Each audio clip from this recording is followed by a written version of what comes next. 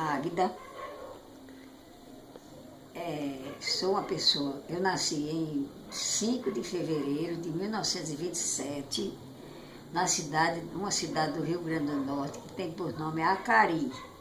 Essa cidade é uma cidade muito pequena, as pessoas muito humildes, todo mundo, a maioria das pessoas eram pobres, e eu tive uma infância, assim, meus pais eram pobres, venho de uma infância, assim, dos pais pobres, mas um trabalhador. Meu pai era muito trabalhador e foi quando nós tínhamos 5 irmãos, fomos morar numa fazenda, a fazenda distante da cidade, a fazenda do meu padrinho. Naquela época os padrinhos das crianças davam assim, muita atenção, né?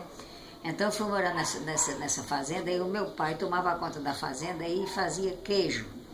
Eu lembro muito bem, naquela época, o meu pai botava o leite para coalhar e pendurava a coalhada de noite para de manhã fazer o queijo. Era uma coisa assim que a gente tinha, as crianças tinham aquela curiosidade de ver aquilo ali e achava muito interessante. E quando ele fazia o queijo, que eu lembro ainda do cheiro e do sabor, quando ele despejava o queijo nas formas, as crianças pegavam as colheres e iam rapar o tacho, chamava-se tacho, a vasilha que fazia o queijo chamava-se tacho. Então a gente raspava aquilo ali e comia, era muito gostoso, o queijo era puro queijo de manteiga. Então naquela época era tudo muito bom. Agora, acontece uma coisa, a infância daquele tempo é muito diferente de hoje. Ninguém tinha rádio, ninguém tinha televisão, ninguém tinha essa tecnologia de hoje, não existia nada disso, era tudo muito simples, as brincadeiras das crianças, os que eram muito pobres, como era o nosso caso, a gente fazia os brinquedos, os seus próprios brinquedos, de lata, que os olhos eram em lata, não eram em coisa de plástico, era em lata, fazia os carrinhos para os meninos, as cabeças de osso, de boi, fazia a fazenda, fazia de conta que eram as vacas, com as cabecinhas de osso. As meninas, bonecas eram de pano, que chamava bruxa de pano, comprada na feira, né?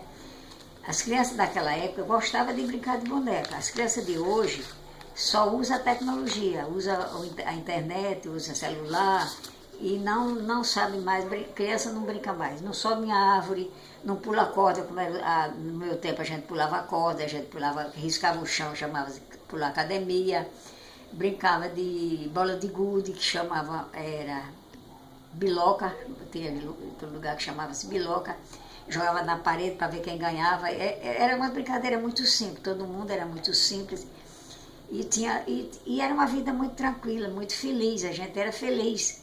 Eu sei que quando a gente estava morando lá no interior, quando os meninos já estavam, se eu não me engano, já tinha 5 ou era 6, porque a minha mãe teve 9 filhos. Aliás, teve 15 filhos, mas só criou 9, morreram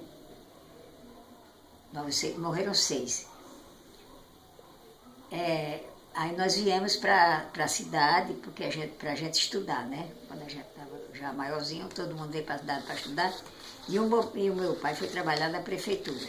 Nós estudamos, que naquela época, geralmente o costume dos pais era o seguinte, as filhas, mulher, estudavam, mas os homens era só para trabalhar. Os meus irmãos quase não estudaram. Eu, graças a Deus, tive o privilégio de estudar, não me formei em faculdade, mas depois de casada, fiz supletivo e fui trabalhar no estado. Fiz concurso e fui trabalhar no estado do Rio Grande do Norte, né, que eu morava lá, né, quando eu me casei. Sim, para voltar um pouco ao meu passado, quando eu conheci meu marido, o homem com quem eu me casei, eu tive poucos namorados, porque naquela época as moças não namoravam muito como hoje, né? As meninas começam a namorar muito cedo, naquela época não era assim. O meu namorado, eu conheci num dia, foi muito interessante, num dia de feira, eu estava conversando com um rapaz que tinha sido meu namorado, e ele passou, eu tinha na época 20 anos e ele tinha 35 anos, era bem mais velho do que eu. Aí ele passou, me cumprimentou, nunca tinha me visto, eu também nunca tinha avistado ele, e quando eu cheguei em casa, chegou um menino com um bilhete, ele dizendo que queria falar comigo. Eu fiquei admirada. Naquele tempo eu chamava caixeiro viajante. Ele era viajante, vendedor ambulante, não sei nem o que ele vendia seguro de vida. Aí por isso meus pais não aceitaram de maneira nenhuma que eu namorasse com ele, além dele ser, a profissão dele ser assim, meio insegura, ele era daqui do Ceará e eu lá do Rio Grande do Norte. Eles achavam que era um estado longe demais, naquele tempo tudo era muito longe, né? Então nós namoramos somente 3 meses. Quando a gente se apaixonou um pelo outro perdidamente, foi uma paixão assim à primeira vista, como se deu amor à primeira vista. E quando foi com 3 meses que a gente estava namorando, eu conheci ele em janeiro, fevereiro, não, conheci ele em março, abril, maio, junho. Conheci ele em março, quando foi no dia 24 de junho de 1948, nós fugimos. Fomos porque naquele tempo as moças fugiam, era moda. A moça fugir era moda. Aí eu fui morar nós fomos para Campina Grande, chegamos lá, botamos papéis no cartório, casamos só no civil. Por ter casado só no civil, meus pais eram católicos, achavam que era só junto. Casamento civil não era considerado casamento, era junto. Chamava até amancebado. E eu fiquei 25 anos sem ter o direito de pisar na minha cidade, porque meu pai era muito opinioso e não me aceitava de maneira nenhuma, porque eu não era casada na igreja católica. E quando eu vim conhecer, quando eu fui voltei aí a Acari, quando eu já era avó, que foi uma das minhas irmãs que pediu a ele para deixar ele lá, porque eu não podia ir lá não, porque ele não queria.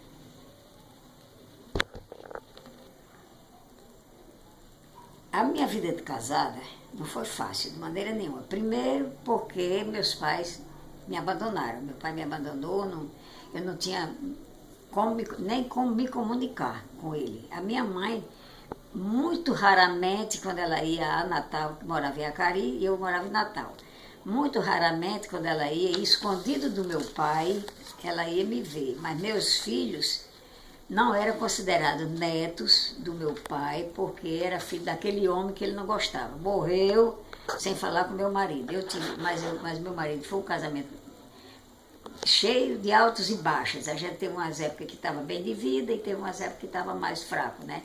Moramos no Recife, eu tive 7 filhos. 5 homens e 2 mulheres. O primeiro nasceu em Campina Grande, que foi a cidade onde eu fugi, foi a cidade que eu fui morar. E meu filho nasceu lá.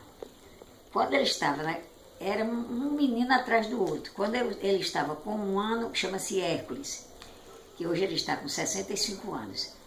Quando ele estava com 1 ano e 12 dias, eu tive outro, que é o Hudson. Esse hoje mora em Brasília. Quando o segundo estava com 1 ano e 2 meses, eu tive uma filha, que é a Heleneide. Quando a Heleneide estava com 1 ano e 5 meses, eu tive a Helena. Aí já tinha Hércules, Hudson, Heleneide, tinha Janeidinha e Heleninha, né? Aí veio o Hamilton. Hamilton, que foi em 1954, tive o Hamilton. Aí ficou 5 crianças, como dizia o povo, de cobrir com cesto. E meu marido descobriu, quando eu já tinha os 5, meu marido descobriu um livro chamado Método Prático da Alimentação dos Filhos, que era para fazer tabela. Aí nós fizemos tabela, ficou nesses 5, fizemos a tabela, mas passamos 6 anos, foi um milagre, passamos 6 anos sem ter menino, mas ainda veio mais um, que nasceu em 1960. Esse é o 6º filho. E nós furamos a tabela, como a gente falava, né? Quando esse daí estava com 3 anos, eu tive mais outro, então completou os 7. Mas durante essa vida toda, esse tempo todo de casado, nós moramos no Recife, moramos em Maceió, moramos em Mossoró, uma cidade do interior do Rio Grande do Norte, moramos em Campina Grande, sim, primeiro foi Campina Grande. Sei que a gente se mudou muito e durante a vida de casado, a minha vida com ele, a gente sempre se mudou muito. Mas eu tive uma vida muito boa, assim, graças a Deus, apesar de nunca ter tido financeiramente uma vida folgada, mas eu desfrutei muito da vida e viajei muito. Os meus filhos muitos moram fora, quase todos eles. Um mora em Natal, 2 moram aqui em Fortaleza. Quer dizer, a minha filha, graças a Deus, eu moro com a família da minha filha Heleninha, que é uma bênção de Deus, e ela mora aqui na cidade chamada Pecém, ela mora aqui no Pecém, e o Hércules, que é o mais velho, mora em Fortaleza, né? Mora outro em Natal, mora um em Brasília, mora outro em Canaã dos Carajás, no Pará, que é o mais novo. Enfim, todos eles são casados, todos eles, eu tenho 30 netos, mas graças a Deus, mesmo com 89 anos, eu tenho uma mente muito boa.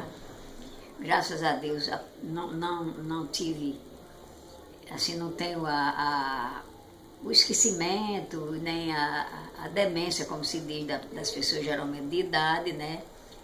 Eu tenho uma mente muito boa, graças a Deus. Tenho muita facilidade ainda, graças a Deus, de gravar as coisas. Eu escrevo. Eu sou a pessoa que eu uso a tecnologia que eu não conheci quando era jovem, a internet, né? Não existia naquele tempo, nem rádio, nem telefone, nem essas coisas não existiam. Para vocês terem uma ideia, a primeira televisão que foi comprada na minha época era preto e branco. E tinha umas telas que botava na frente da televisão para ficar azul. A imagem não era colorida, porque não era de várias cores, mas era azul. Mas era uma tela que se colocava, né? Enfim, não tinha nada de moderno que tem hoje, mas a gente era feliz, porque a gente não consegue sentir falta do que não se tem. Não tinha internet, não tinha essas coisas boas, mas a gente não sentia falta, porque nem conhecia, né? Então, hoje em dia, graças a Deus, uso a internet, sei usar, graças a Deus, tenho o privilégio de ter Facebook, WhatsApp, blog, gosto muito de me comunicar, tenho muitas pessoas com quem eu me comunico, tenho amigos pelo WhatsApp. Bem, como eu estava falando, eu tenho o privilégio de usar a internet, tenho o WhatsApp, me comunico, tenho muitos amigos, parentes, uma pessoa que tem uma família numerosíssima, porque minha família é numerosíssima, né?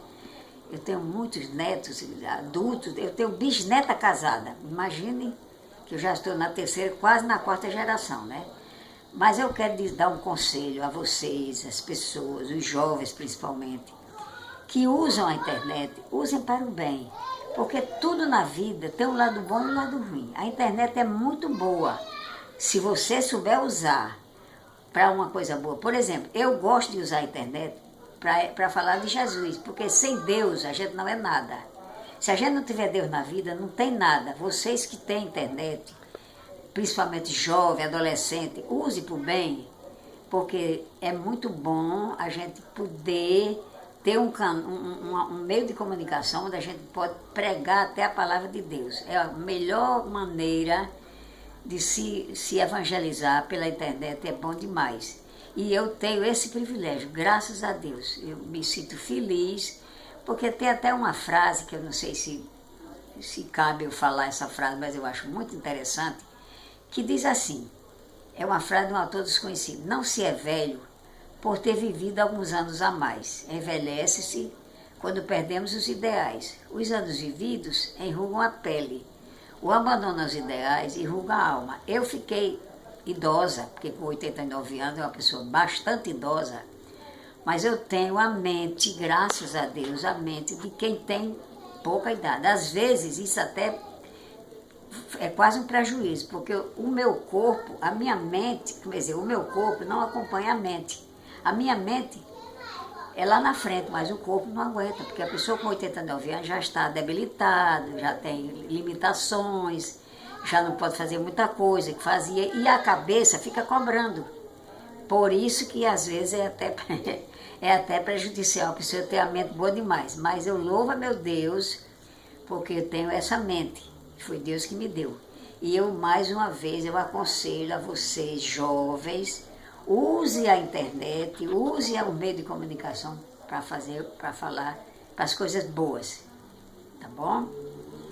Eu desejo que essa matéria seja de proveito para quem tomar conhecimento. Eu desejo que seja de proveito para minha neta que está contando a minha, que está fazendo, mandando eu fazendo eu contar, compartilhar da história da minha vida.